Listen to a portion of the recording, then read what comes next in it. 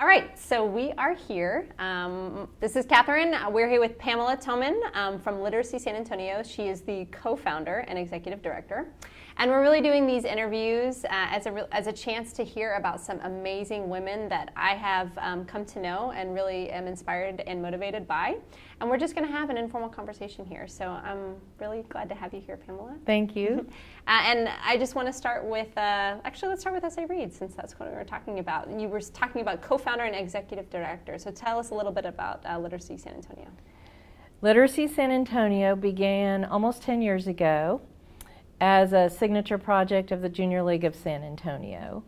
It began with a very small group of women. We were looking at the demographics in San Antonio and the nature of how we could create a systemic change, and it evolved. We started by inviting all of the education and nonprofit professionals that work on the issue together for a coordinated community planning exercise over 6 months to identify issues and solutions and systems that we could change.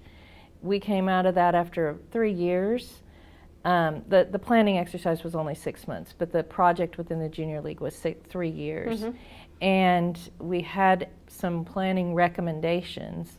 We thought at that point other nonprofits might take those and start the implementation of those recommendations, but as it turns out they didn't. So we created a separate standalone nonprofit, and that became Literacy San Antonio. And I mean, you guys are really trying to make an impact. This is much more than just a buddy reading program. This is really trying to have impact in not only with the individuals and the students that you work with, but that the schools and how they're shifting paradigms and understanding how they need to help children read. Mm-hmm. Is that right? That is right. Yeah. So we started with the motto, I guess you might say, or the culture, that we were going to be research-based and data-driven. It turns out that's been a really important strategy for us, because what it means is we don't know the answer, we have to discover the answer. And each year we get more data and the research we get more information from the major research universities on this subject, and that informs the project or the programs that we develop. I mean, give me some of the statistics I know that we have talked about before. The idea of research that's saying, if you don't help a child by the time they're in, first grade, second grade, or if they don't have those reading capabilities by third grade, well, what kind of outcomes are they up against, essentially? There's a lot of different statistics, but the reason the third grade reading proficiency statistic is so important is because by third grade, the state tests whether or not a child is able to read what they call proficiently, meaning that they have the vocabulary, fluency, and comprehension to read written text. And at that point, it is expected that reading instruction will become less of the curriculum, and being able to read in order to study the 4th, 5th middle school curriculum is so important.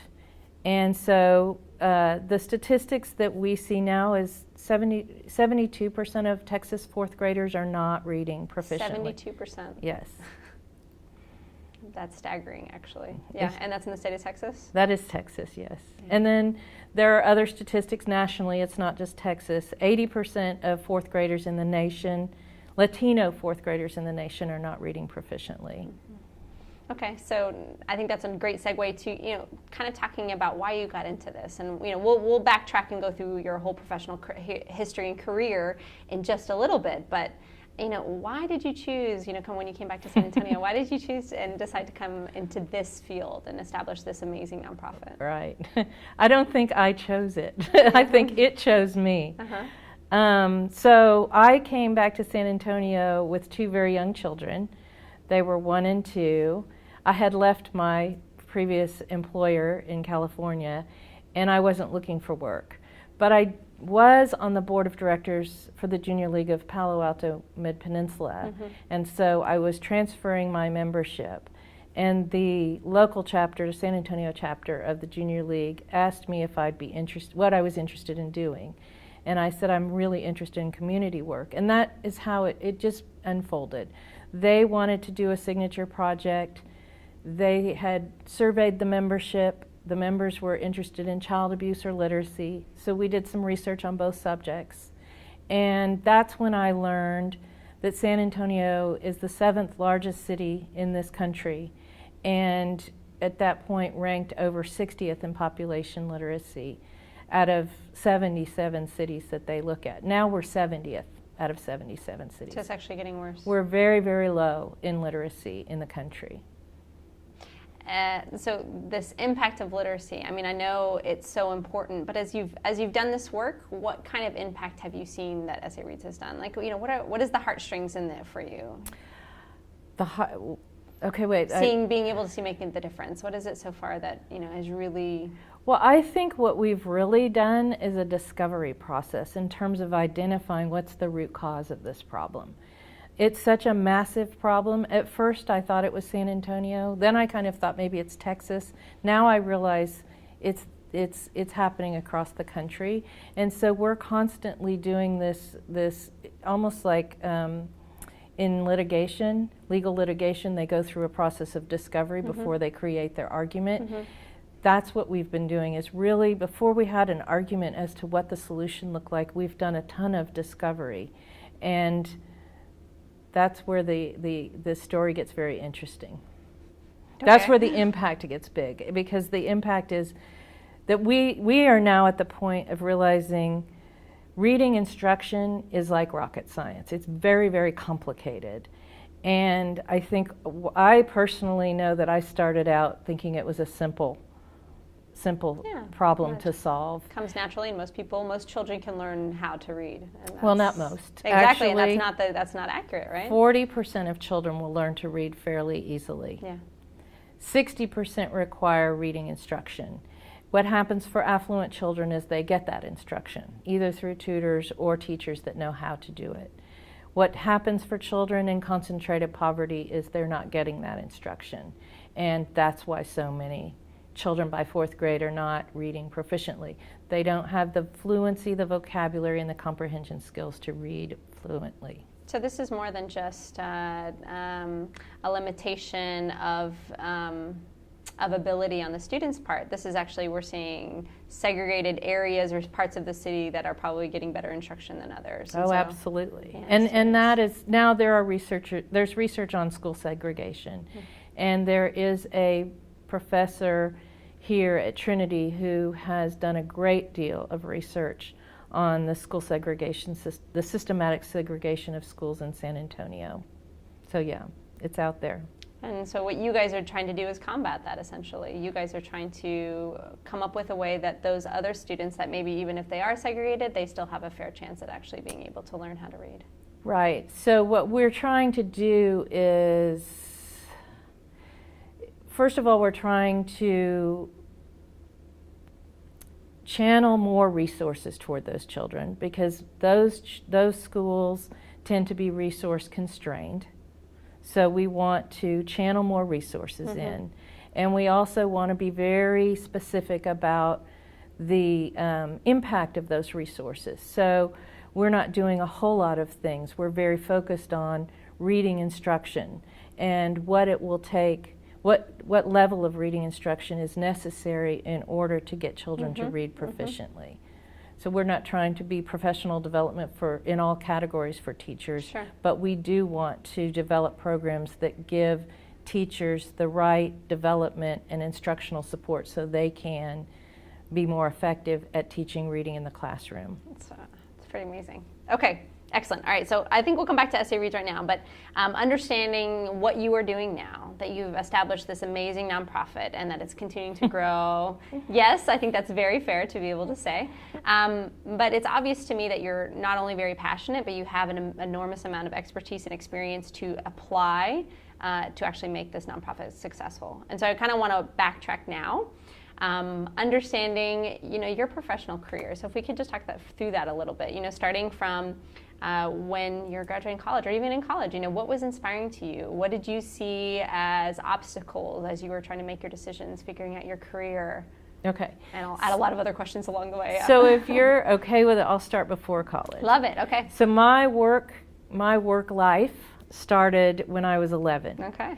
And when I look back on life, I think that's important because I had to learn very early how to find transportation, how to market myself, how to solve logistical problems around getting work and getting to and from work, and keeping a job, those kinds of things. Was the 11, did you just want to have the job, or was this necessary? It was more by necessity. Okay. Yeah. Okay. So I'll just leave it at that. Yeah, that's fine. And so I worked from those years as a babysitter, and then in high school at the mall, and then when I went to college, I also needed to pay for college. So I worked really hard at that point.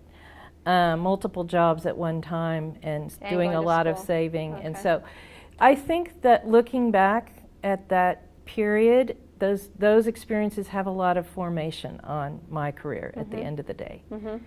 Because as I was driving over here, I was thinking about what did I study in college? And the emphasis now on work, on having a career that relates to what you study in college. And I had no desire for that at that time. I wanted to have an education. So I was already working all the time to pay for the education. I wanted to come out of it the other side feeling like I had critical thinking skills and a knowledge of the world that I hadn't yet experienced. And so I studied history and philosophy and those kinds of things. I think that's even so amazing that at that age you had the forethought that this was, if I'm having to work for this education, then I'm going to be a steward, of a very conscious steward of making those choices and selections of what I really am interested in, and that I want to become a well-educated person on the other side of it, not just trying to take courses as an ends to some means. Yes. That's, I think, pretty actually amazing. Okay, all right. So I had to Amazing learn classes, at that classes. point to undergo scrutiny of my friends' parents asking me what I was going to do when I got my degree, and I remember feeling it was kind of offensive. Because you felt like well, there was an implication that I wouldn't have a job. Okay, because you were going with the history and philosophy route. Okay, the liberal arts degree. Right. Gotcha. Right, versus accounting or IT, architecture, whatever. Communications. I had friends in the communications school. Went on to advertising. Yeah, sure. So and I feel validated because they didn't like those jobs. Yeah. At the end of the day, they didn't like those jobs. Well, and I love that you still were pulling the important pieces. I mean, not only were you getting this beautiful education, but you're picking up really important life skills like critical thinking. I mean, and that's pretty pervasive across anything that you do, regardless of your profession. Yes, yes. So now I'm at a point where I can connect the dots looking backwards, but at that point I couldn't. Sure. And so I got my history degree, and then I mean, we were talking a little bit before this interview that very quickly I bought a one-way ticket out of Texas at that point. And so this was to focus on other opportunities. You felt limited where you were at, and you wanted to look at other horizons. I wanted to travel, so I did some traveling in Europe for a few months, and then I went to the West Coast. And can I pick at the Europe stuff? Why Europe, and why just because I wanted to be fluent in Spanish. Okay. So I had studied Spanish in school, but didn't feel I had the fluency. Now I understand that as I see these children struggling with fluency. It's the same idea. And there's research on that too, especially when children are trying to learn more than one language. Yeah. Okay. So I traveled in Europe and studied Spanish in Spain. Okay. And then went to the West Coast to work some more. That's what I'd done for a long time by then, so I just went to work some more. Okay, so what was that first job? The first job was so many people who study history think they're going to go to law school. So I decided to validate that before I jumped in. And so I went and worked as a litigation paralegal with some big law firms in San Francisco and New York. I was only in San Francisco, but they were affiliated with New York firms. Okay.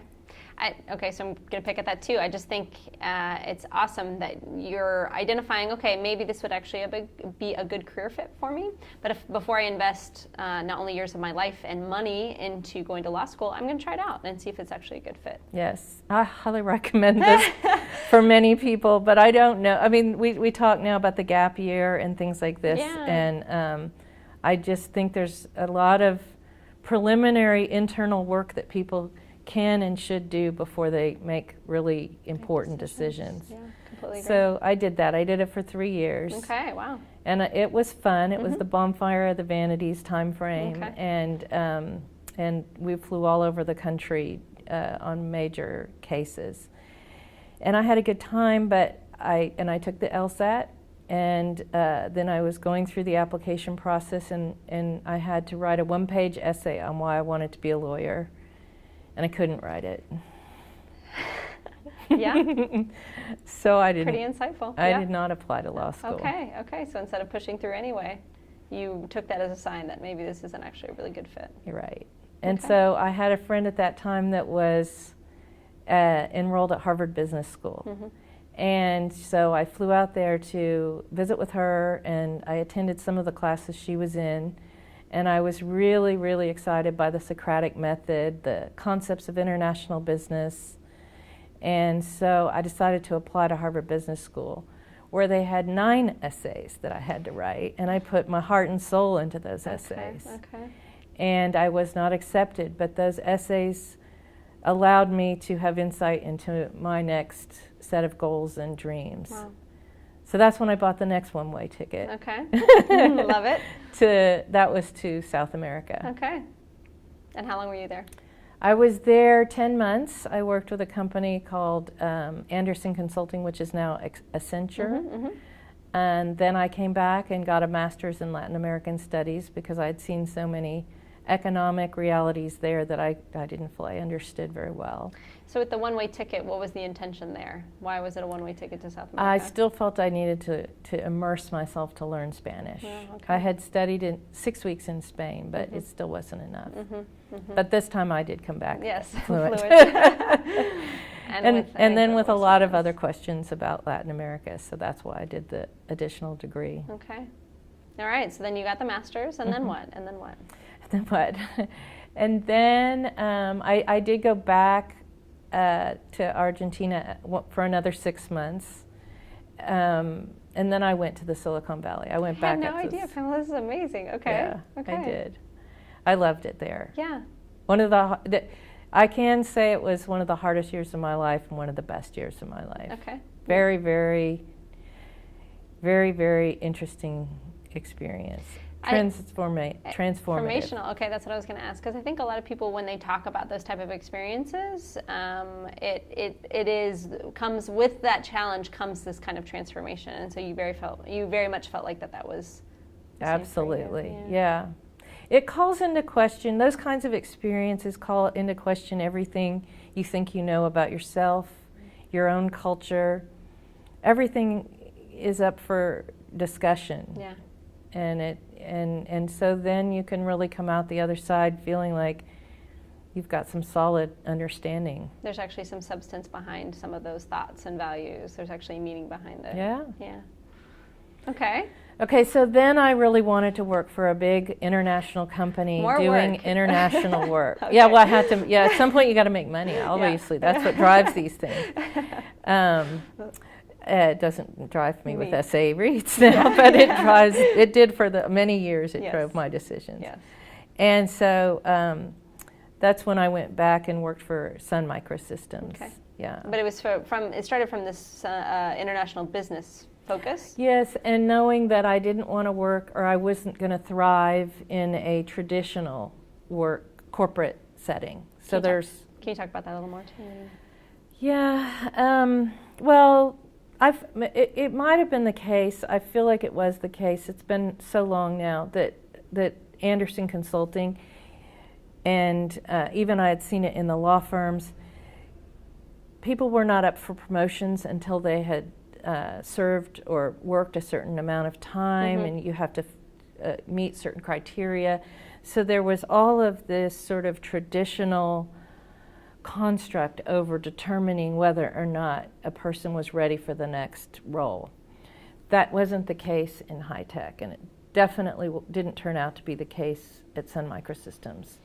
It was such a fast-moving industry, and those corporations were really, really on the cutting edge of change, that they were not working out of those constraints. And so those older processes. So just to clarify, and I would even say for Sun is like, and those high-tech companies were much flatter at that time compared to some of these older companies were still very hierarchical. They were very intentionally, at the time, this was in the 90s, Scott McNeely would say he didn't want more than 4 layers. And there were 30,000 employees around the world. Yeah, amazing. Okay. Now, it didn't stick, and obviously it evolved into, it's now part of Oracle, but which is a huge, maybe hierarchical environment. Company itself, but at the time. And so you specifically sought out, you knew you didn't want to kind of be in this more traditional hierarchical organization that has those, oh, I'm sorry, you haven't worked 3 years yet, you're not eligible for promotion yet.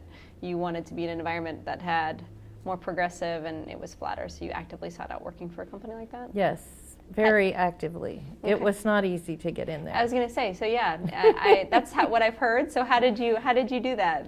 How'd you get in? For 6 months, I tried the traditional path in. I was very focused on the one company. Okay.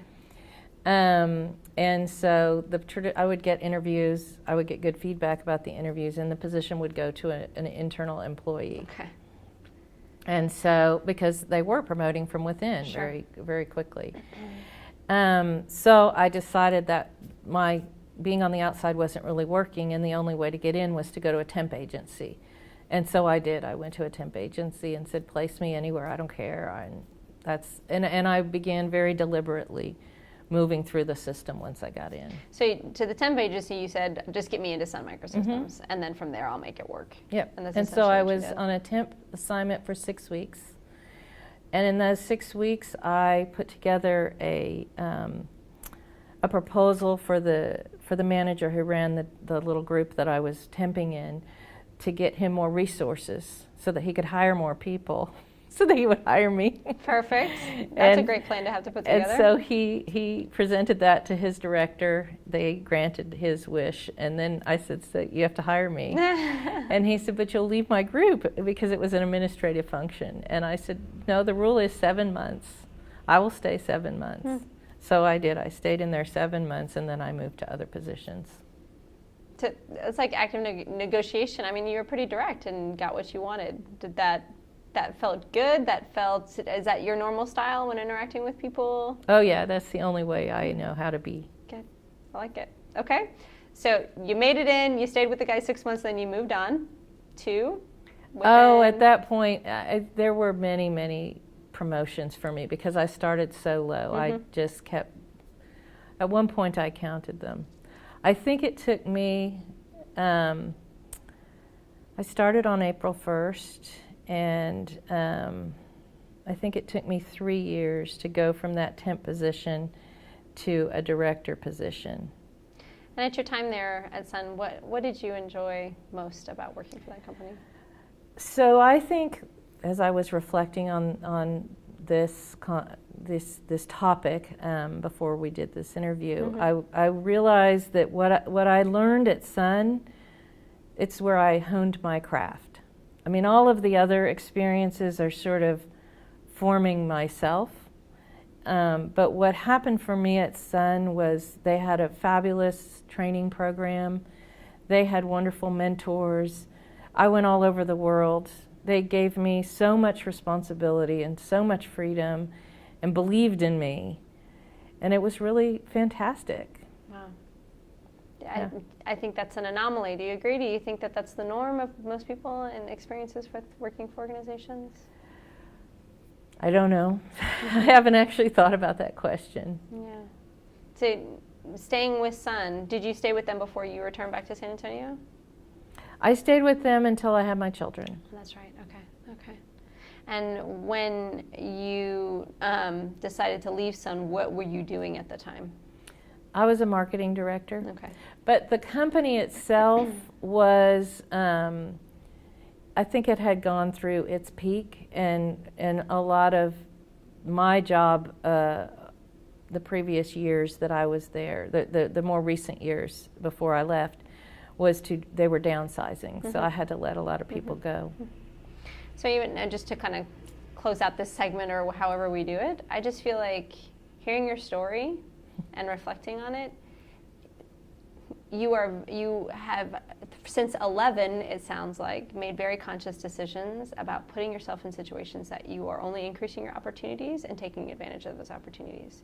Like this idea of perseverance, it seems like a very fitting word for you. Like you're not, okay, son, you keep turning me down. That's okay. I'll just figure out a different way to get into your company, show you how fantastic I am, and then you're just going to continue to promote me. Or the Harvard Business School thing not working out. Okay, well, fine. You're going to find this other amazing experience where you're going to develop this bilingual capability, which you're going to use later for essay reads. So here's the irony in all that. Okay. I think you're right. And then I wasn't deliberate about Literacy San Antonio or essay reads. Yeah. And what I thought was going to be the simplest problem to solve turned out to be the hardest. Yeah. And I think that's actually a really good,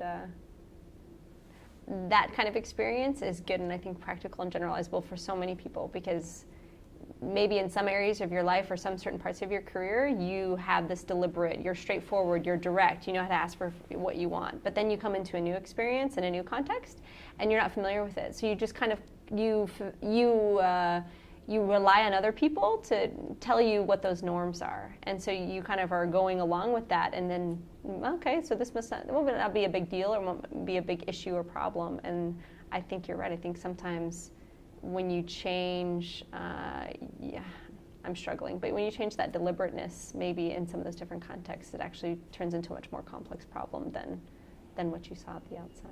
Yeah.